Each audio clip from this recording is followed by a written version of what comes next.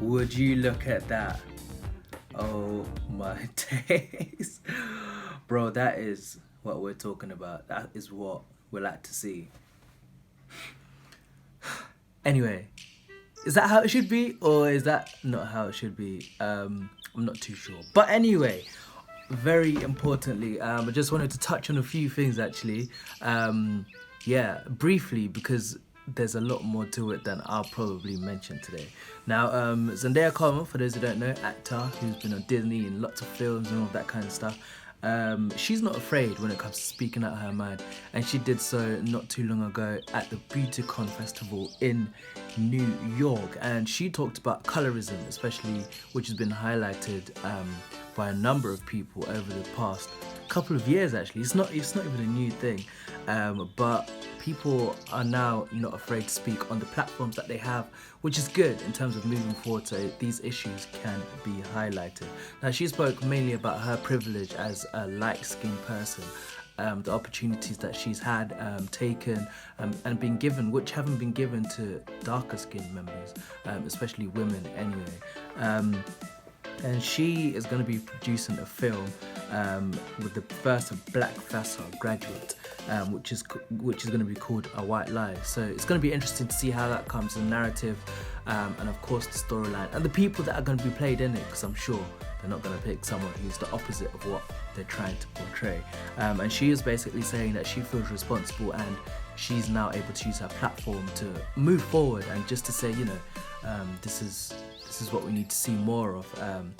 And she talked a lot about black people's hair, the unjust killings, and so on and so forth. So yeah, there was a lot of good things to say. You should definitely check out the articles that have been written about it, because it's a step in the right direction, because those are issues which are affecting a lot of people.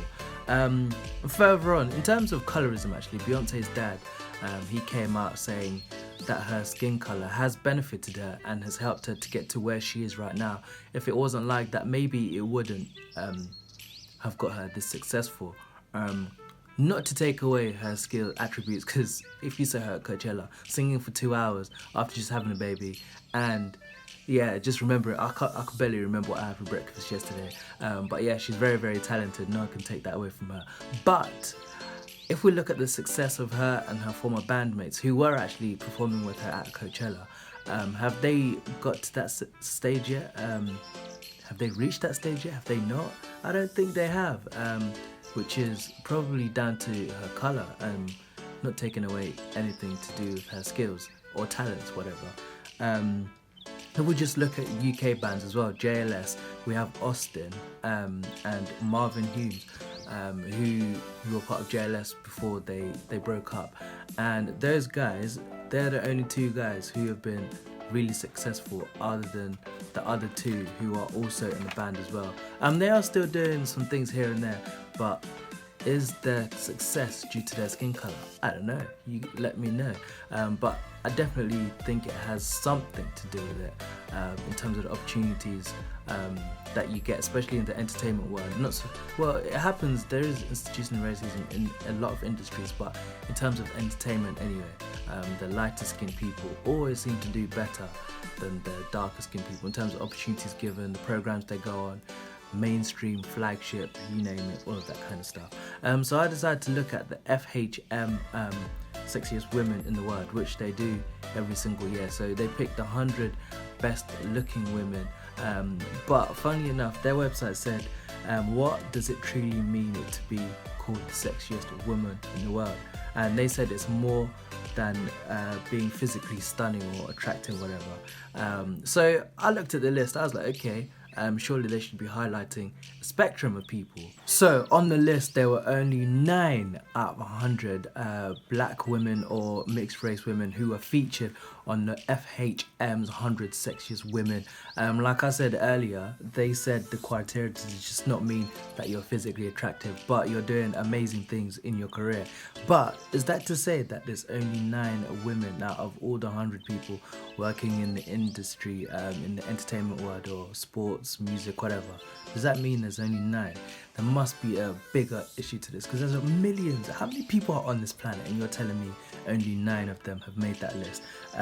For example, like I was saying, young people seeing this. So Irene Major, she's been someone who's been bleaching her skin for over 10 years, and she says it's absolutely normal. She sees nothing wrong with that.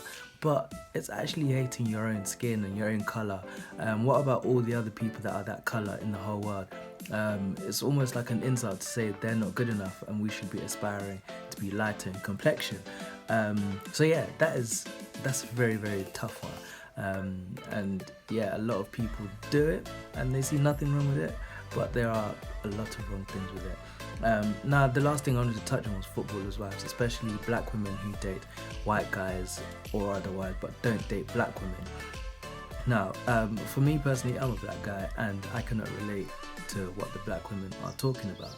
But in terms of preferences, it's a difficult one to say because I'm sure most of us haven't spoken to these footballers. We're making assumptions, but preferences, importantly, should not be saying, oh, I'm dating a white person or a mixed race person because I don't like what black people look like. What about all the people in your family? It's almost like you're insulting them. You pretty much are. So I think if you are going down that route, you should be highlighting that you're with this person because you like them, they're the love of your life, but not to shut down your own race as such. But anyway, from what I've seen anyway, most of these people who are black footballers tend to hang around with these people who are, well, especially women who are models or well known in the industry, all of that kind of stuff. Maybe there's a limitation of black girls who are in their surroundings, the people that hang around with location. Like I know for me, where I've grown up, I was the only black guy. There was probably one black girl in the school of like 900 plus people. Having grown up, even university, it's pretty much been the same. So someone like me is probably more likely to even marry a white person statistically, but that is not to say that I should go around shaming my own background. I think that's where the issue is, correct me if I'm wrong, but there is a trend of black guys dating white women, mixed race women, all of that kind of stuff. But yeah, what your type is, I mean, you'd have to ask someone personally that, because we don't know why they're like that. Like for me, like I say, that's all I've known all my life. And I know a lot of my black friends, they're dating white people or otherwise, but not so much black women because there aren't as many around here. But I know for people who, it's a much bigger issues than just what I think. But like I said, all of these issues the trend is that black women are growing up in an environment where the standards of beauty are set by these people over here.